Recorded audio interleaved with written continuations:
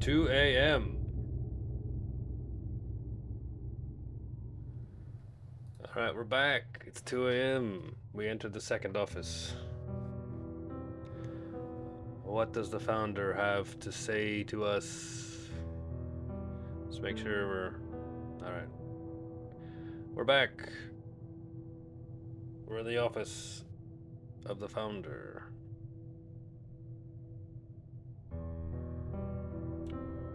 Ooh, so many things. The switch didn't work. The director seemed to have a captivating collection of art. Why am I keep looking up? Rub. Okay. Sorry. Rubbing the mouse. My head. Alright.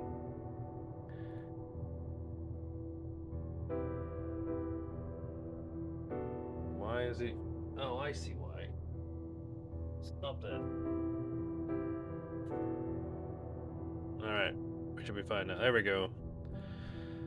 Striking paintings decorated the walls of this office. Walter Hanwell. A fireplace. The elegant fireplace was a neat match for the style of the room. Alright. There's the desk there. Some books. The human mind. It's a bunch of people. It's like out of Bloodborne.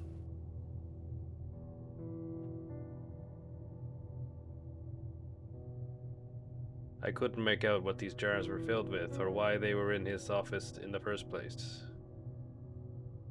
A large collection of books, mostly focused on the topics of surgery and psychiatry. A tall ladder used for reaching the books in the upper shelves of this private library. The director seemed to keep his belongings neat and organized. The director appeared to have an exceptional track record in his field. A cozy coffee table decorated the corner of the office. Alright, he's got some papers, business papers, the credence. An impressive desk occupied a large section of the room. I read this already. Let's go to the door, go around. We got all these drawers were shut tight, nothing here for me.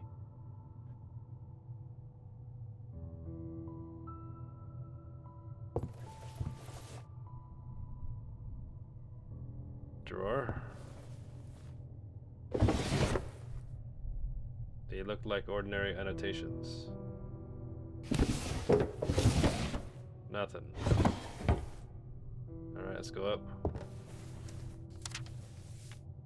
We prepared to delve deeper into the tunnel. Ellis had a few words with the security staff, playing the bad cop as usual and warning them about the patients often going missing, while I returned them to their cells. Afterwards, as things went quiet, we grabbed a lantern each and scouted out the regions below, beyond the crevice. The smell was nearly unbearable as we traversed the tunnels. I could recognize the handiwork of our motley crew in the carving out of the walls. But suddenly the shape, or rather texture, of the tunnel began to change. It was still man-made, dare I say, but yet different. Clearly the result of more crude tools. The rocks had developed a shiny, slippery surface, massaged by the history of who knows how many countless centuries? Millennia? As we stepped forward, we noticed curious patterns on the stone walls, and also objects such as pots, effigies, and other fragments scattered on the ground, which were covered by a layer of spongy moss. Somehow a whole ecosystem had survived within these underground prehistoric walls. I pondered the deeper secrets that could be concealed with the bowels of this towering cliff.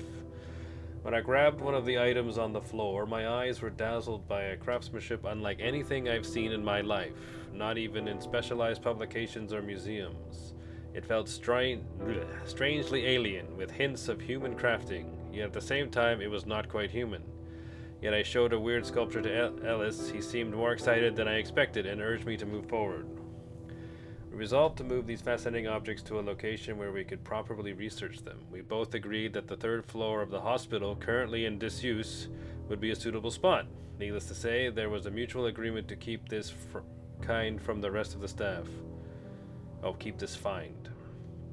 The continued investigation of these newfound underground tunnels are far more important Then the remodeling of the building. Ellis warned me about expenses and such, but I dismissed such mundane considerations. Words aren't enough to convey my excitement. My hands are shaking with adrenaline as I transcribe this account. What we found at the end of that tunnel, it is beyond our comprehension. An ultimate glorious secret, right there beneath us. Right here beneath us. Ellis, impetuous as he was, motioned for us to go in, but I caught a glimpse of his presence, which was enough to paralyze my body and mind for what seemed like an eternity. Yet a fleeting moment must have passed as I grabbed Ellis's arm and ordered him to stop. We cannot go in. Our rational minds wouldn't be able to stand it. The same patients from Group E as before are the key to making progress. It's nothing short of a miracle that our financial woes prompted us to resort to using our own patients to conduct the work rather than a professional construction crew. The patients have no idea what we found, and even if they spoke out, who would believe them? Tunnels, weird smells, strange artifacts. An idea is forming in my head, and I'm sure Ellis will agree. It turns out their fears are more useful than we thought. They've helped us come closer to the entity. I have no other words to describe him now. No rational mind can withstand his sight, after all. What do we know about reality? It's merely electric impulses traversing our neurons. But if an alien being operated beyond the limits of our comprehension, those impulses would fry our brains, unless our minds aren't operating correctly to begin with. They are indeed able to visualize something we couldn't possibly process with our sane minds. The fear they experience when they enter the chamber is evidently unbearable, according to their own testimonies, even worse than long-standing fears from their own past. Yet, they capitalize the hymn. Something sticks in their damaged brains. We are unable to recover that information unless we somehow reproduce some emotional conditions as those patients had upon entering the chamber. So far, we've been able to recover one piece of knowledge from each one by stimulating them to experience their past fears using various methods. If we put everything together, then maybe. An unexpected turn of events. All patients presented to the entity have developed an anomaly. Something physical has changed in them. As far as we can tell, they're all developing brain tumors. Which is why this is happening, we can only guess, but the evidence is unquestionable. Uh-oh. I gotta examine my own brain. Is that even their damaged minds? Is it that even their damaged minds can't withstand the glorious sight of the being underneath? Or is there a deeper meaning behind this alteration in their physiognomies? We have no choice but to further investigate these tumors, yet we can't do it alone. The extracted tissues must be subject to standard procedures, and thus thoroughly analyzed by our pathologists. For obvious reasons, the source and nature of the masses can't be disclosed. We can't just drop them on their tables either, as questions would be asked. It is a blessing that that the Straub is working properly and leaves no scar. But we can't push our luck. Evers Baker is growing suspicious. We toyed around with the idea of firing her, but that might draw attention that we can't afford right now. Ellis had the bright idea of stimulating tumor growth in the same rodents already assigned to oncology. That's why they had those files. It's another fortunate coincidence that they're genetically similar enough to humans. Soon they will be studied and we'll get the information we desperately need. Ellis will take note of the identification tag and watch the team closely. We established that for a tumor to manifest, one must remain in his presence for a certain period of time. Still, I asked Ellis to subject me to a brain biopsy after my fleeting glimpse of those unfathomable shapes during our first time in that tunnel, just to be safe. Just to be sure I'm safe. Well, your brain is huge. Something isn't right. The patients, they're acting differently. It's difficult to pinpoint in what manner. They simply don't feel the same. Last night, H was found lost in the basement, and we didn't take him there. Also, L is known to experience absence seizures, but today I observed him in the yard, and he spent many hours just staring at the ground below him. They act as if... No, that can't be. Why would they? What about me? We must do something, and soon. Evers Baker is bound to notice. I'll have Ellis recommend shock therapy in the case of L. We risk an uproar, but there's no other option. My worst fears had been confirmed. There was very possibly something wrong inside me. Yet if that is the case, there is any solution at my disposal? First step was to confirm the tumor was real. I gotta go to the thing and poke my brain. A bunch of pencils scattered to the drawer. 3. Oh, why is it? Let me get the backwards. The Vision of Walter Hanwell. The Hanwell Mental Institute was founded by Dr. Walter Hanwell, whose remarkable knowledge in the field of mental health care shaped the philosophy and forward thinking nature of the establishment. As a young and promising general surgeon, he became fascinated with how mental illness worked and firmly, his goal of understanding the intricacies of insanity. Dr. Hanwell actively encouraged colleagues and contemporaries in their studies of mental pathologies, earning him the reputation of the benefactor of the insane. His strong legacy in the subjects of psychology and medicine permeate every room in the institute. Dr. Hanwell was also known for his open mind when it came to the application of experimental psychiatry, surgery, and more enigmatic forms of alternative medicine. One of Hanwell's greatest contributions to the field was the creation of the Straub, an ingenious contraption for probing for brain tumors, which is discussed later in this article. While this wondrous machine showed promise, it was developed too late for its time. He invented the Straub just before the dawn of a new technological era in which the proliferation of far less intrusive magnetic resonance imaging (MRI) used for the detection of brain tumors pushed it all too quickly into obsolescence. Walter Hanwell's approach to mental health care was not without its share of controversy. However, he was known for adopting a mindset strongly focused on achieving fast results, disregarding established ethical standards in the process. One example of this was the blithe attitude toward conducting experiments on live animals, a practice already rejected among his peers. An anecdote in the annals of the Hanwell Mental Institute history describes a shipment of foul-smelling rats transported to the premises for this gruesome purpose. In later years, Dr. Hanwell's interest shifted toward more holistic, perhaps even spiritual methods for uncovering the secrets of the mind. All right. 1, 2, 3, 4, 5, 6, 7, 8. So 9 and 10.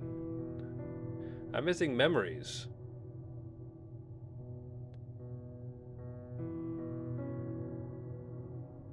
Memories. Well, put this away. It seemed like a fine, expensive ink bottle. The director of the institute seemed to like handwriting. Alright, it's time for me to go. Brain tumor, patient's fears. Alright. May have been a painting by a renowned artist, but it felt like a sadistic act of torture.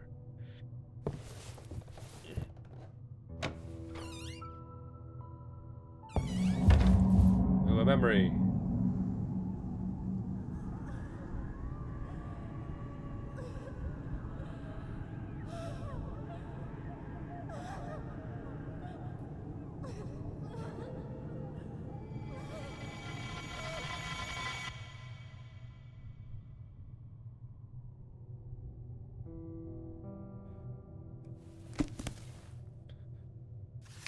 What achievement was that? The yard. I'm missing this one. Alright. So there's upstairs, and then there's the Strab machine, which was in the other wing. Right?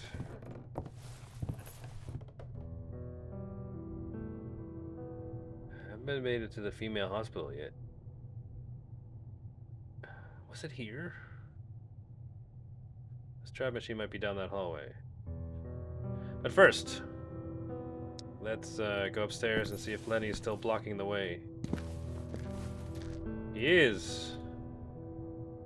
Alright, can't go there. I guess it's time to let's do another detour, see if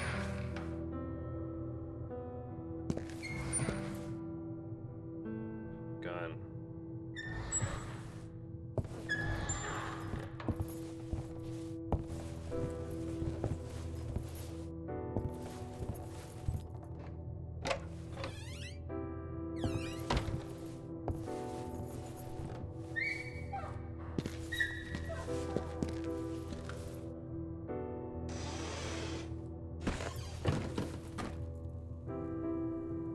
Have I been in this room? Oh, I have. Okay. I remember that.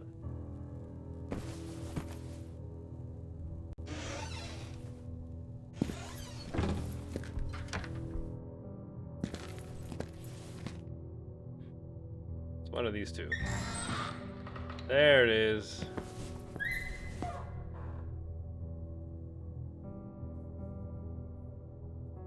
The bed looked like a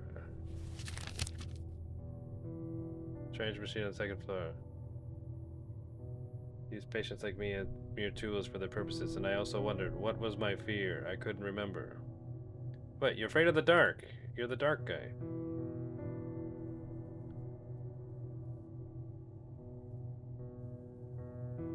Used by human beings. Alright. Can I use it?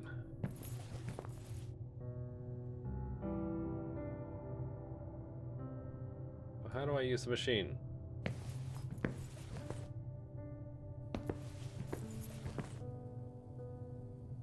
Blanket covering.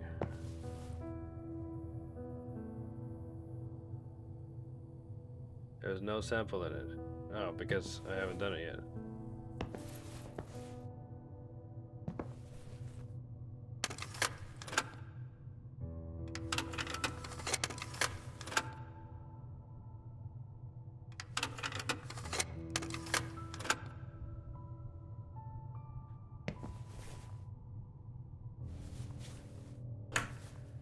The button didn't respond. It seemed to link the machine. That was unpowered. Well, how am I supposed to do this then?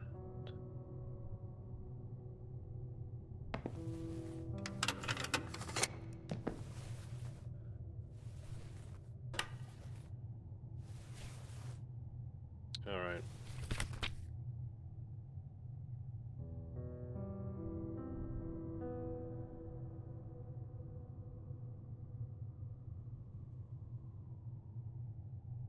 Jar with acid.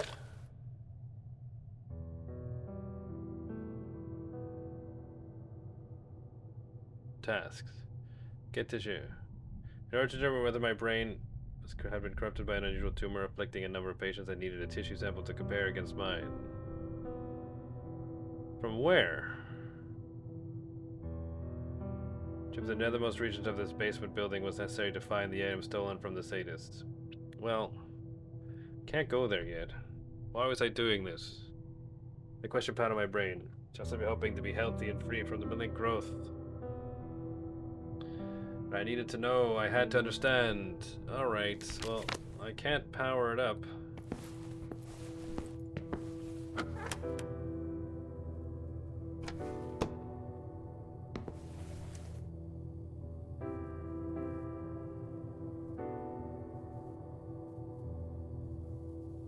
The machine goes into the drain.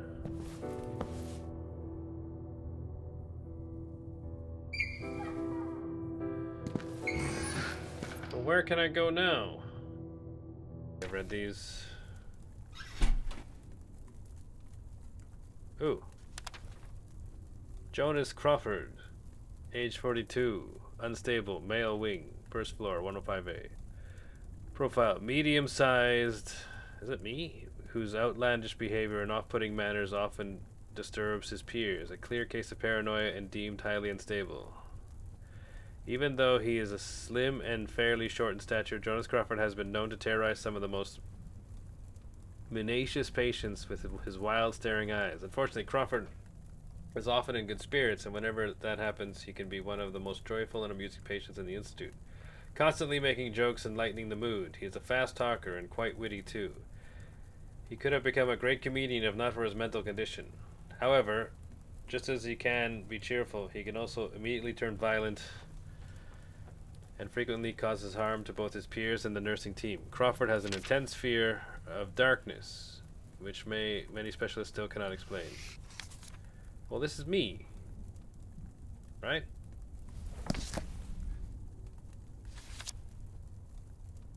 Let's turn the page. This.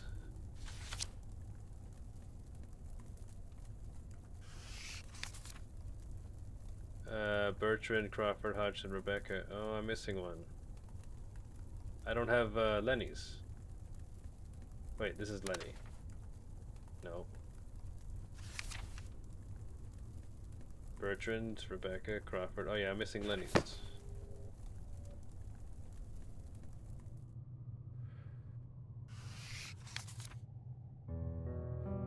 Newspaper, second newspaper.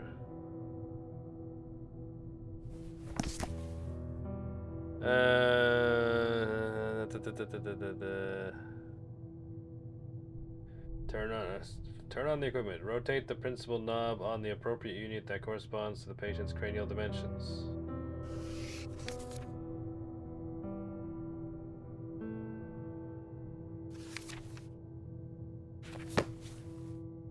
Alright, there's the control panel.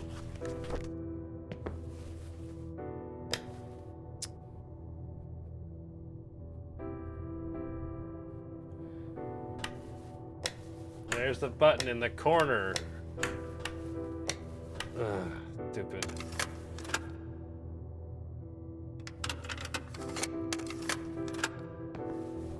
I just walked around for 15 minutes.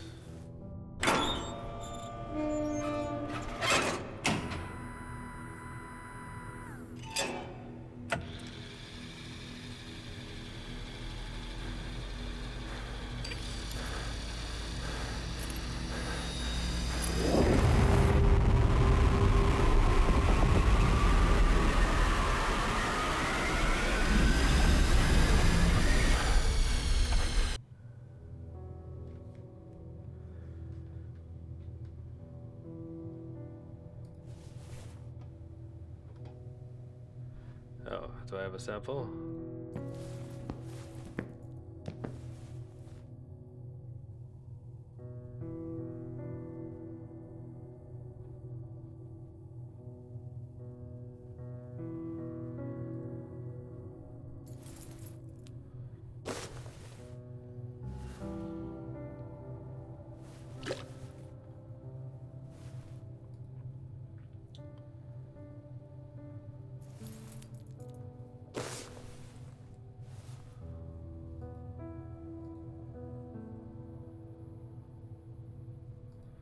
Alright.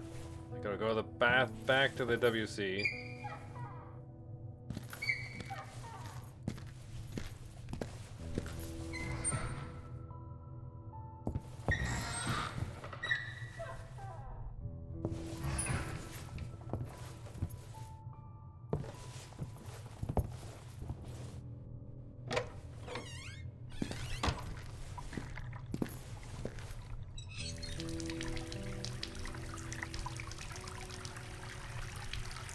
All right.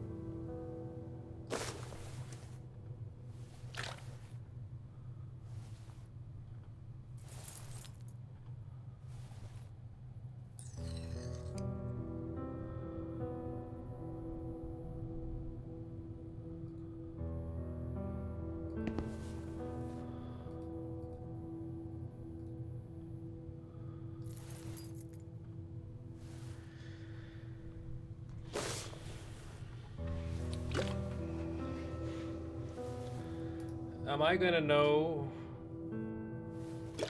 what I'm looking at?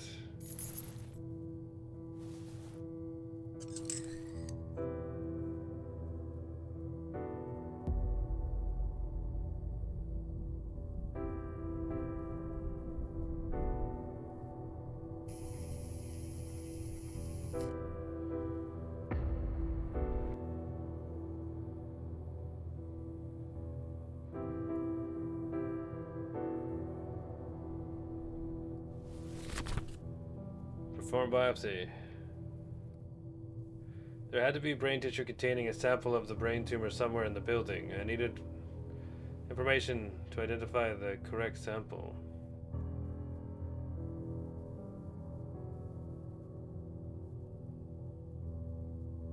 I knew very little about Crawford, who seemed to be a patient of the mysterious groupie. It's me! I tied him to that tree. So I guess I gotta find a brain somewhere.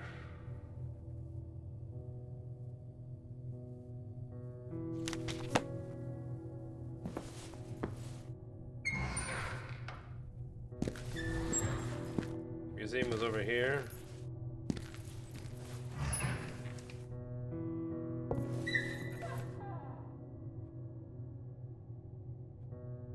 The museum.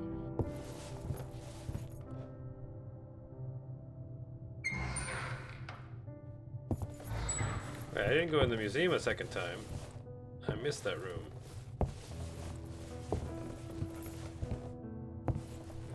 Oh, because it's past it's this way.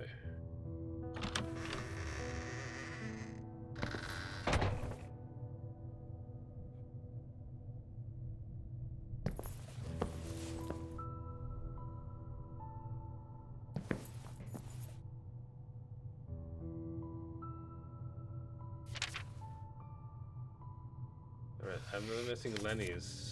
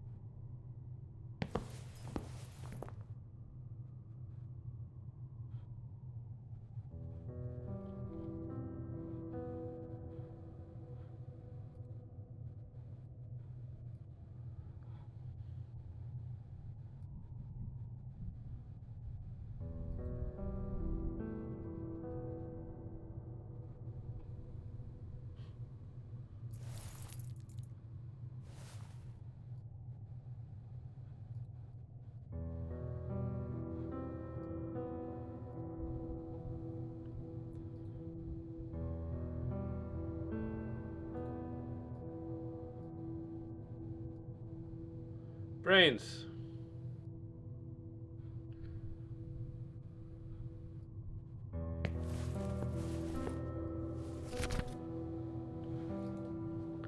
Both the known... What? Wait, did I... Wait, what? There were plenty of research instruments scattered or carrying out this comparison.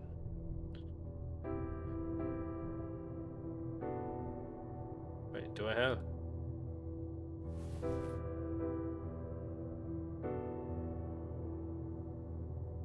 What? I'm confused.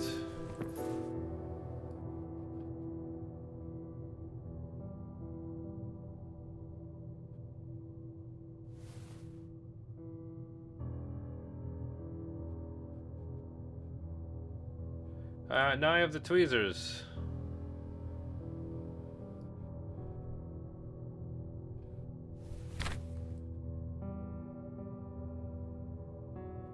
What the? Okay, it's gotta be here. Alright, put the glass slide down.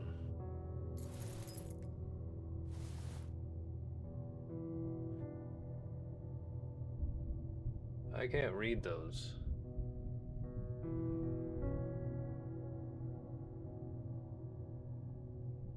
The label read TPT 102. TPT 4 was written on this label. The TPT 152. Whatever that meant.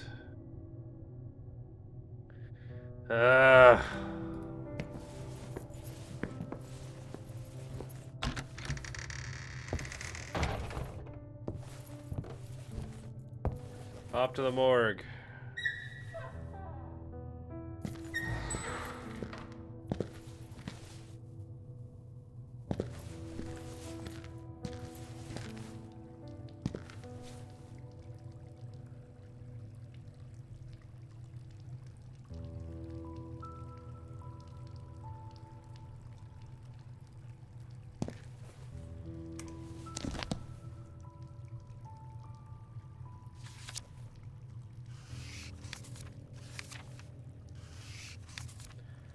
Biopsy restrictions at the end of the page.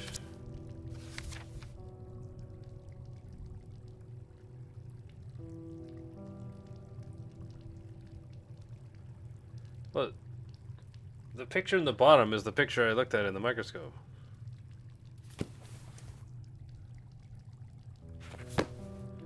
Oh man. Am I gonna have to do this? Oh, fine.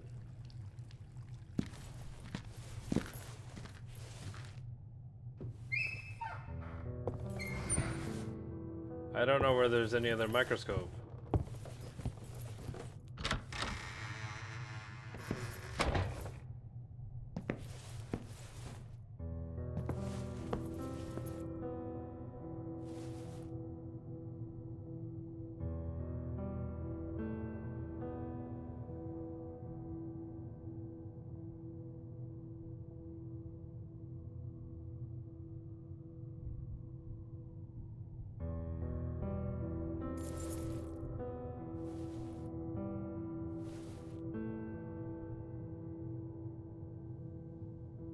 Well, what am I supposed to do with them?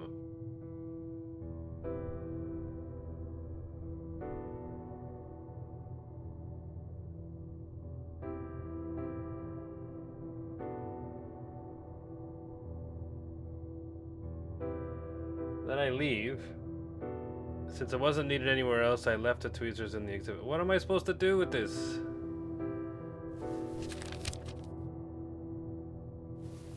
The glass slide had a sample from my brain biopsy. Compare tissue samples. There were plenty of research. There had to be brain tissue containing a sample of the brain tumor somewhere in the building. I needed information to identify the correct sample. Oh, so I need to find the information before I can use the tweezers.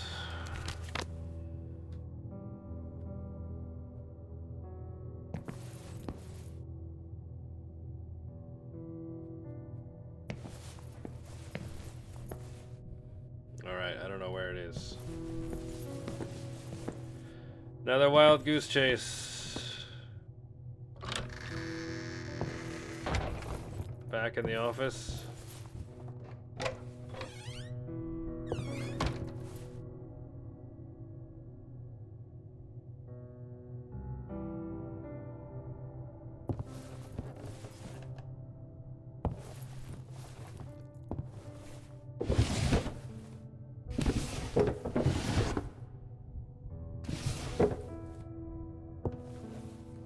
Oh, over here.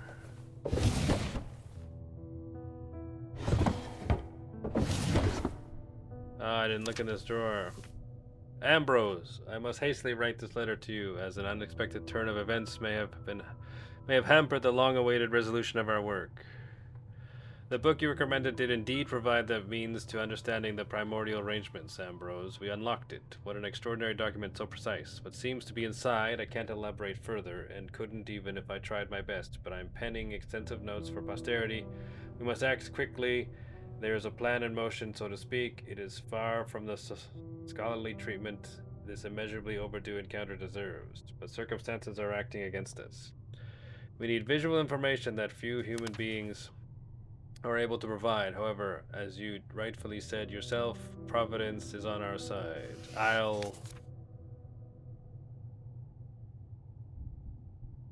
That's it. Oh.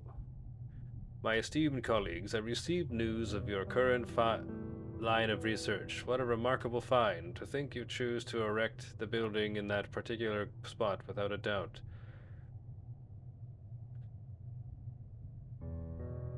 The Moire have guided your way. See if you can locate in your local library a copy of the Skolix Vellum, an ancient manuscript by an anonymous author which presents an alternative configuration of constellations, one deemed too profane by the would-be astronomers of his age.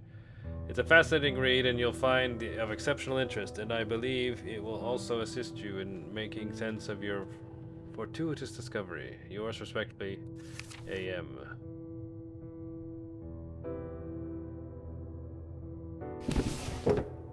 Sample information. Old pens, not of use to me. Well, we found information.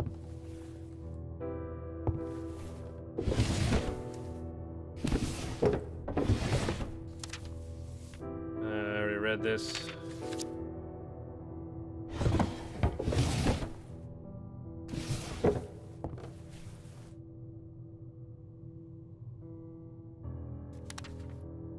The last page said something about the...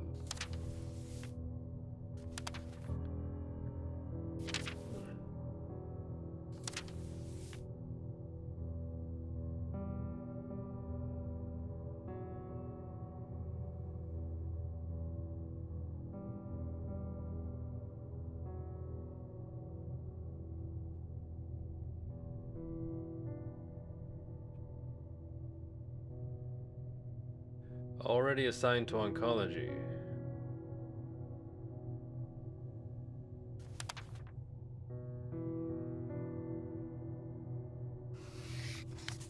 Oh, what? Where's the tumor?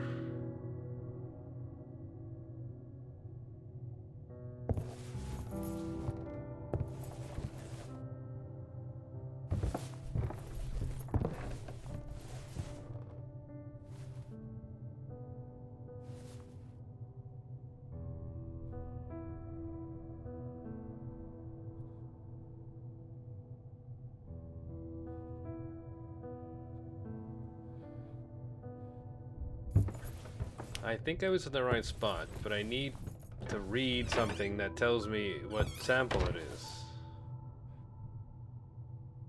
But I can't.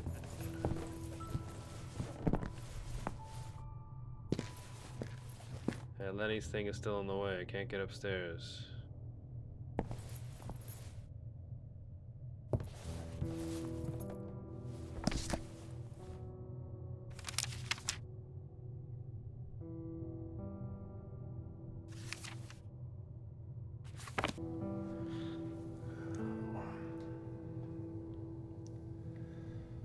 Rats, rats, rats.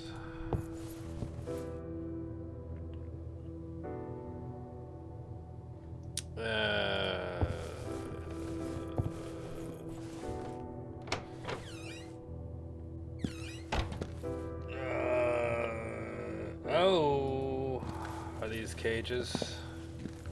I must have seen these before and forgotten about them.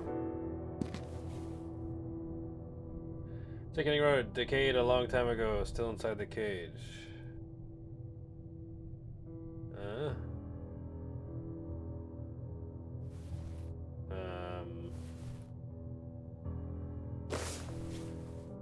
Well, I have this acid. It looks like I made a hole.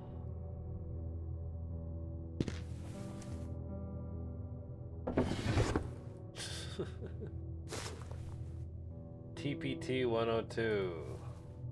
Alright, we finally found this stupid thing.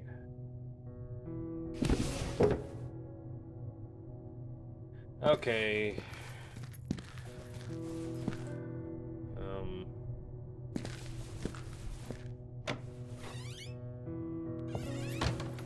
Back to the museum.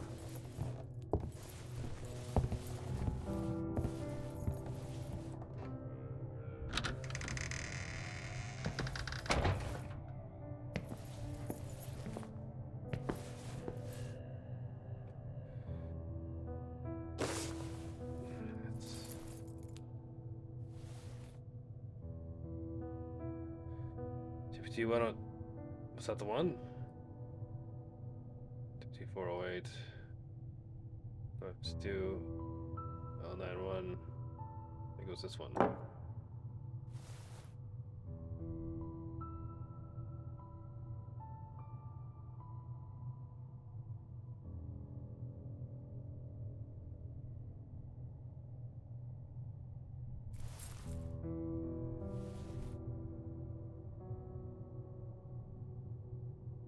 Oh, I got to keep it.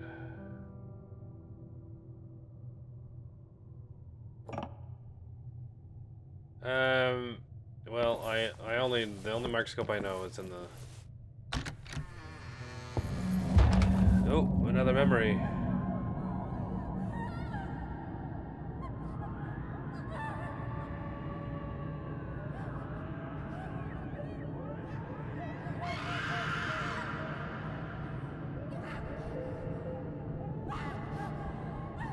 Just beating yourself. Demon baby.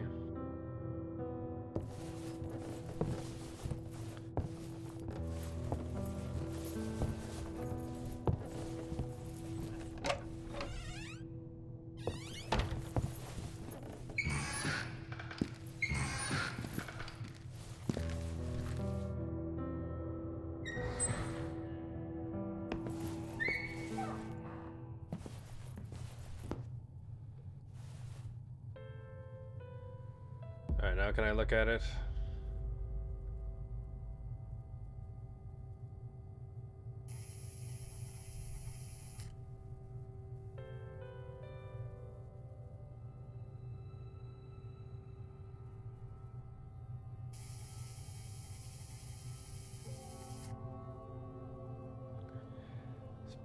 Baldur's Gate 3, Ceramorphosis.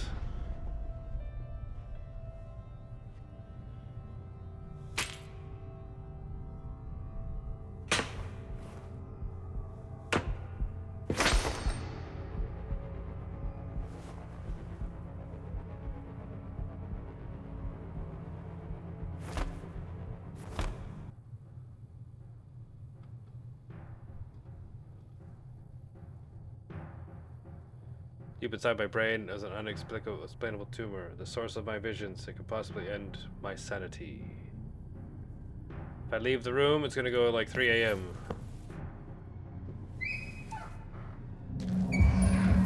More memories. Ooh.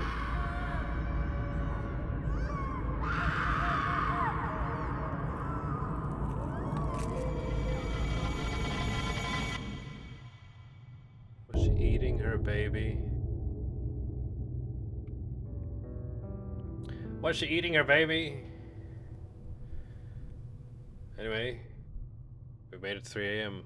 Like what you see, please like and subscribe, helps me out. See you next time.